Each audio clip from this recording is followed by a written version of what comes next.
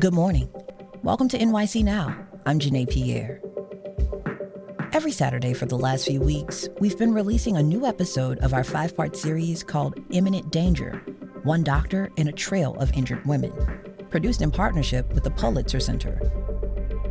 Today we have the 3rd episode, and if you haven't checked out the first 2, we highly suggest you do that. Here's Christopher Worth, the investigative editor at WNYC and Gothamist.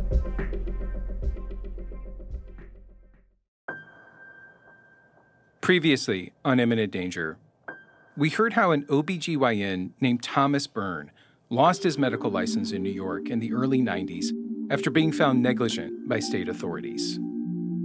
I remember saying to the nurses who were there, my peers, saying, do you all understand that this did not have to happen? This was preventable. If you're a physician and lose your license, nobody wants you. The lawyers will say, we don't want the liability of dealing with someone who was a physician and lost their license. In this episode, The Gatekeepers, our reporter Karen Shakurji takes a close look at what happened after Byrne left New York to continue practicing in other states, New Mexico, and then Oklahoma, where more malpractice suits were filed against him. Just a heads up, this episode includes a detailed description of medical injuries. Here's Karen.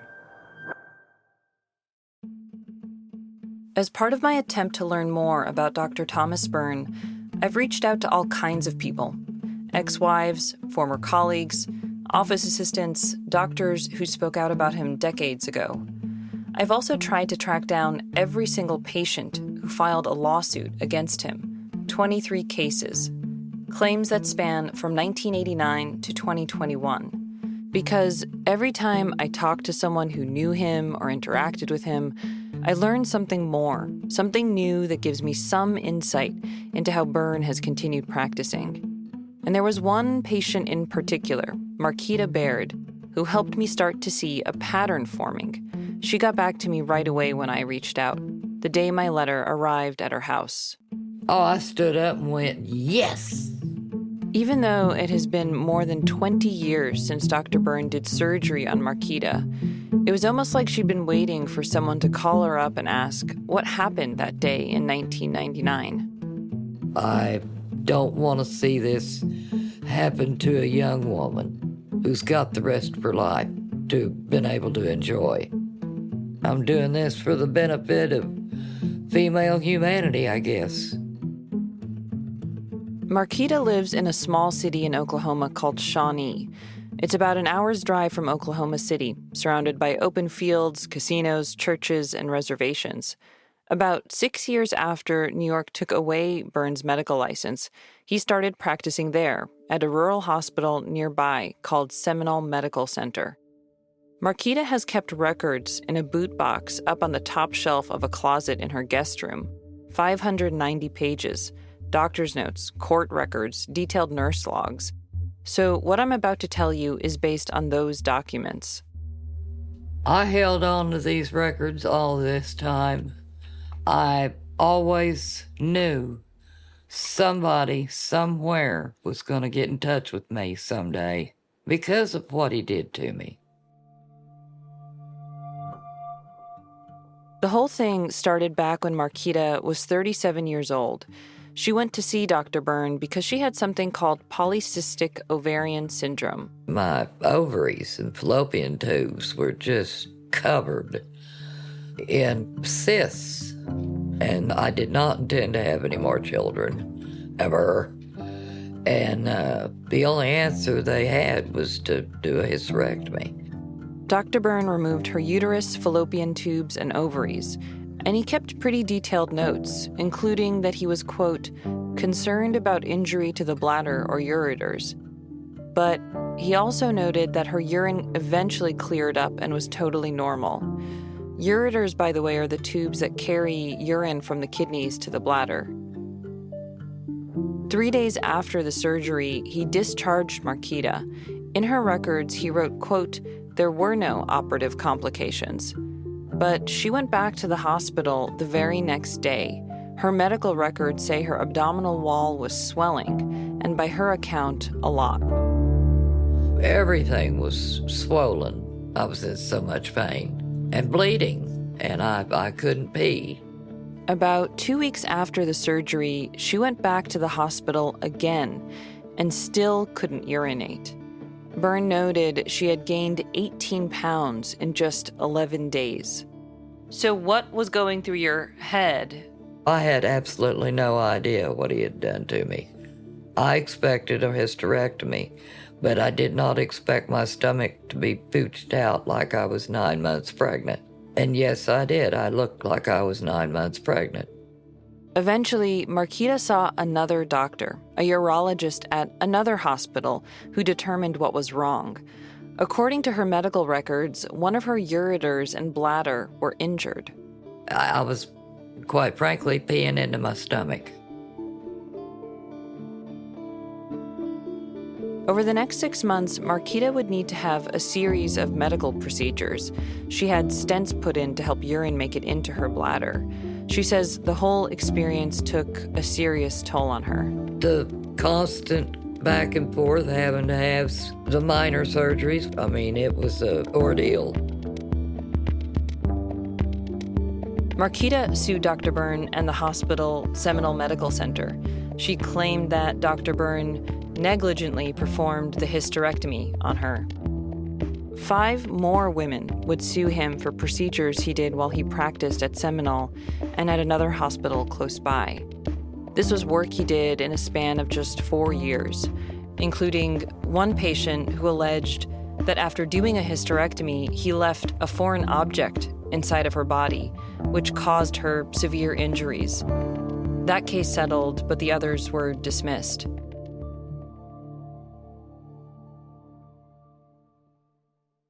Byrne eventually left the area and started working at another hospital a few hours away. Marquita's attorneys dropped the case because she and her husband at the time hadn't filed their taxes for several years, and they didn't think that would look good in front of a jury. As she sees it, justice was never served. With every inch of my being, I would like to see this man's, if he is trying to practice, be dismissed forever. Just take his license away from him and don't let him practice anywhere. That last thing Marquita said about not letting him practice, that's actually something that all the former patients and family members I've spoken with, more than a dozen people, have communicated to me in one way or another, that somebody needs to stop him. The only entity that has the power to give or take away a doctor's license is a state medical board. There are actually 70 of them in the country, by the way. Some states have 2, one for physicians with MDs and one for osteopaths. The boards are the traffic cops standing at the intersection of which doctors can come and which have to go. They are also responsible for investigating doctors who, for whatever reason, may need to be reprimanded. Medical boards have continued to give Dr. Byrne licenses despite his track record, which raises what seems like an obvious question. How exactly do medical boards vet doctors? Coming up. I was thinking, how did he end up in Oklahoma? How did he end up here? How did we end up with him?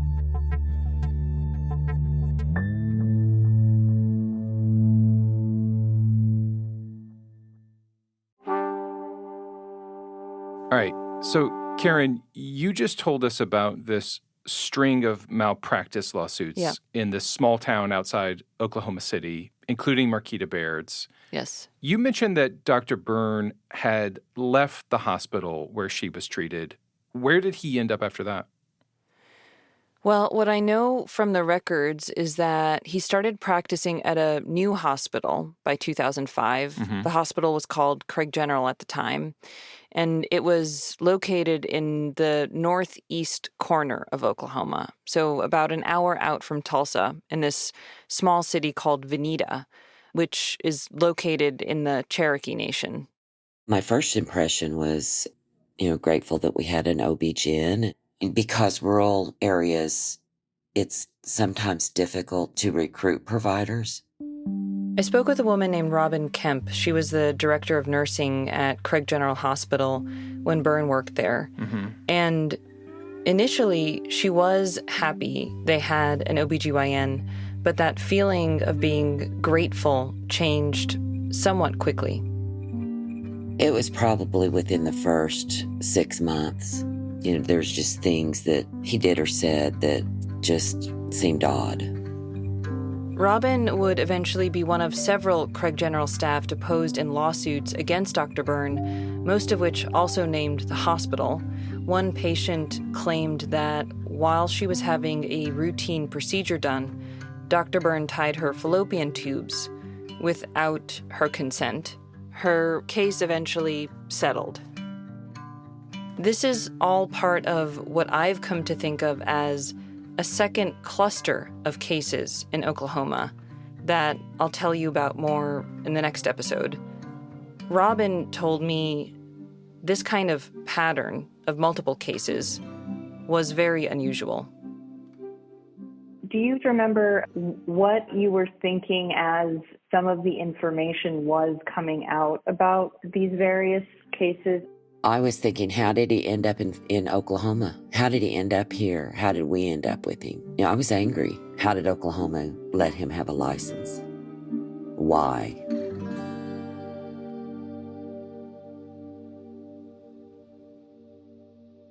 What have you managed to learn about what the medical boards in Oklahoma or New Mexico, for that matter, knew about the track record that you've been reporting on before they decided to give him a medical license? Yeah, so to me, that was the key question here. What did they know? Because one of the things I've learned is that Dr. Byrne hadn't disclosed information about his history when he first applied for a medical license in New York. The state's investigation in the early 90s found he hadn't disclosed that he'd been reprimanded by the North Carolina Medical Board years earlier for administering ketamine to a patient when he wasn't supposed to, and then omitting that from the patient's medical record. So I tried to find out what these other medical boards did know. So first things first, can you just introduce yourself? My name is Amanda Quintana, and I am the interim executive director for the New Mexico Medical Board. New Mexico was the first state to grant Byrne a license about a year after New York revoked his license there. I just want to be clear, though, that Amanda wasn't working at the medical board at the time. So she was learning about Byrne as we talked through some of the records that the board had shared with me. So, I do know that the board licensed him as an MD in 1992. We first talked about what I mentioned in the last episode, the fact that Byrne got a medical license, then a resident license, which is what doctors typically have when they're in training. I don't know the reason for him having a resident license in the middle of his MD licensure. Is that unusual? It's a little unusual. Yeah, it's a little unusual. But there was one document in particular I wanted to ask Amanda about that I think gets at your question about, what did New Mexico know about Byrne's history? Mm-hmm. So, yeah, just tell me the page number. It's a letter written by the New Mexico Medical Board about Byrne's application. Page 209. 209, okay. Mm-hmm. And it explicitly states the board thoroughly reviewed all of his records, including the complete history of proceedings in New York and North Carolina. During the application process, the board thoroughly reviewed. But then it goes on to say he completed an extensive continuing education program in New York State during the time when the board was reviewing his credentials. The board was satisfied that Dr. Byrne possessed the integrity and competency to practice medicine in New Mexico. Well, there you have it. Do you have a question about that letter? I mean, my question is, that the letter clearly acknowledges that the board was aware of what happened in New York. Mm-hmm. And I think a lot of people might be surprised to learn that the board was aware and continued with the granting of the license. Yeah, I'm also surprised. Again, way before my time, our board does not, this wouldn't happen currently. Why wouldn't this happen today, but it would happen back then? I couldn't tell you. I wasn't around back then. Yeah, I mean, what do you make of this letter? Well, I'm just exactly what it says. I actually, you know what? I'm a little bit. Can we stop this interview, please? Yes, please. I want to get the full file, and I can answer questions via email. Okay. I did send Amanda a few more questions after we spoke, but she wrote back saying that she didn't have any further comment.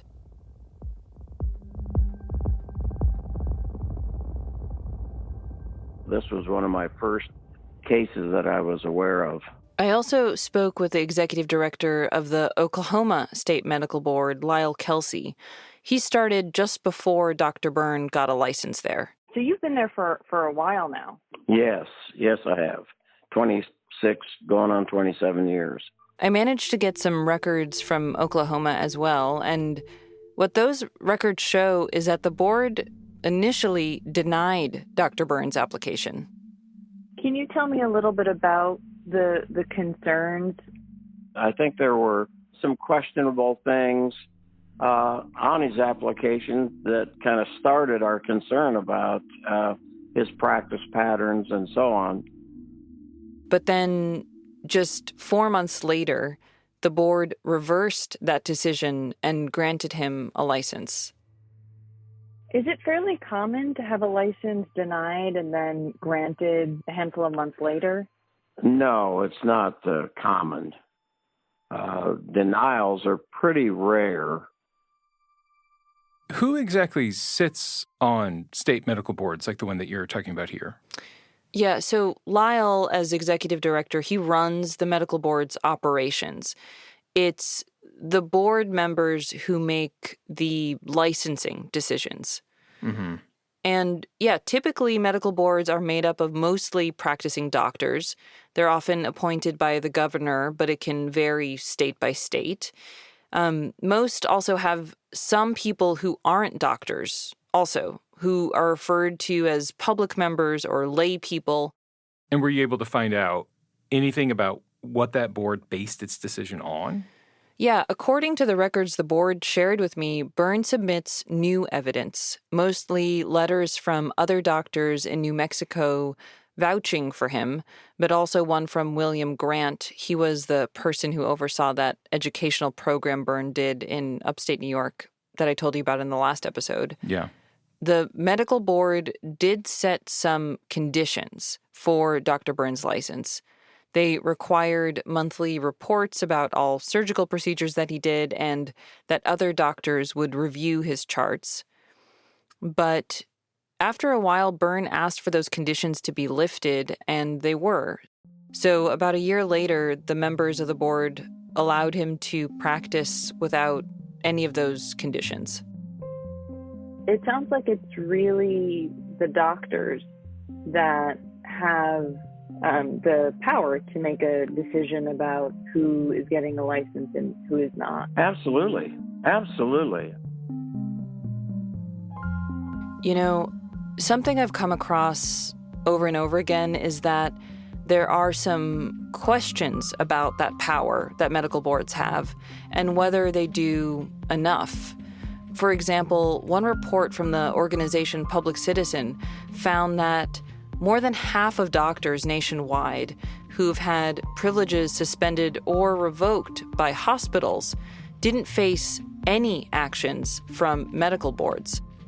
A number of people have told me that medical boards don't always work in the public's best interest, that in part because it's physicians who are regulating their peers in some ways, that there's like a inherent conflict of interest there. I don't think there is. I think the board members take it very serious. They treat other doctors with problems tougher than I've thought they would many, many times. But, you know, there's always could be examples of that going on. You know, given the number of malpractice cases that have been filed against Byrne, I wondered how boards keep tabs on doctors after they grant licenses. And what I learned is that doctors do have to renew medical licenses every few years and answer a series of questions, including ones about malpractice claims. And I've seen some of Byrne's applications, which I got from Oklahoma, and what those show is that there are some discrepancies between what's on his renewal applications and what's in the court records that I have. How does the board make sure that what the physician is submitting is accurate? Well, you don't know. Do we hope that the doctors do the right thing? Absolutely. But we also know that they're just like the general population, too. I mean, they can tell lies and be dishonest as well.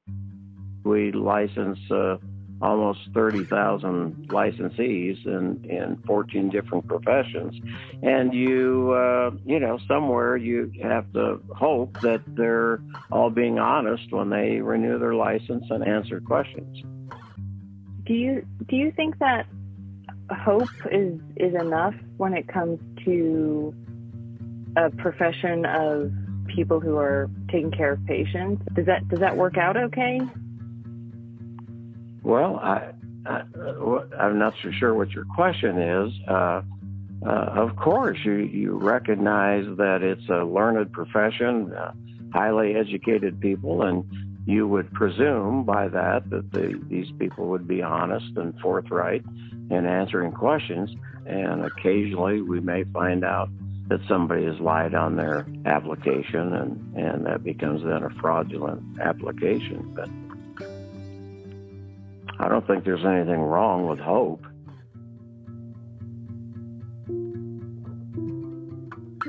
It's something I'm curious about. You mentioned that medical boards, they don't just license doctors, they discipline them too, right? Yeah, that's right. They're responsible for both things, licensing, but also investigating doctors and then disciplining them. Well, was Byrne ever disciplined in Oklahoma or in New Mexico, as far as you can tell? No, neither New Mexico nor Oklahoma disciplined him. And during the time he practiced in both states, in all, 14 patients filed lawsuits against him for alleged malpractice. 7 of those settled, the other half were dismissed. One hospital temporarily suspended his privileges, but nothing, as far as I can tell, happened to his medical licenses. All of this is part of why I've come to think of medical boards as just one part of this whole world of patient safety and doctor discipline. Because there's so much that goes on at the hospital level or in a doctor's office that might never rise to the attention of a medical board unless someone wants it to. The license is just, do you meet the requirements to get a license in a state?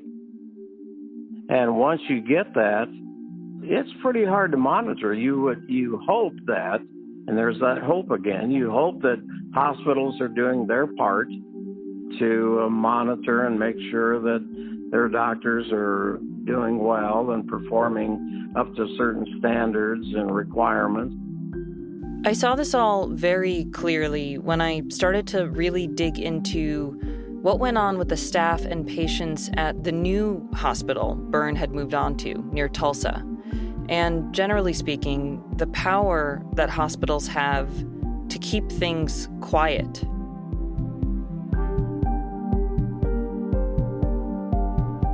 In our next episode, how the staff at one hospital began to keep tabs on Dr. Byrne. If Oklahoma would give him a license, then the only people to stop him were us. I mean, the damage was done, and thank God I survived. I just wanted him stopped. I wanted him to lose his license and not be able to practice, which apparently didn't happen. Imminent Danger, One Doctor in a Trail of Injured Women, was reported by Karen Shakurji and edited by me, Christopher Worth. It was produced in partnership with the Pulitzer Center. Our executive producer is Ave Carrillo. We had additional editing by Sikan Akpan, Stephanie Clary, and Sean Bowditch. Ethan Corey is our researcher and fact-checker. Jared Paul is our sound engineer. He also wrote our theme music. We had additional reporting and producing from Jacqueline Jeffrey Walensky, Owen Agnew, and Catherine Roberts. Special thanks in this episode go to Dr. Humayun Chowdhury, Rob Christensen, Dan Epstein, Ruth Horowitz, Joe Nickram, Dr. Catherine Kula, Dr. Benedict Landron, Dr. Christopher Roy, Maggie Stapleton, Nadia Sawicki, and Gina Vosti. Thanks for listening. Be sure to check out NYC Now every Saturday morning for the next 2 weeks to hear the conclusion of Imminent Danger. Trust me, it's worth it. I'm Janae Pierre, and we'll be back with the local news and headlines first thing Monday morning. Until then, have a great weekend.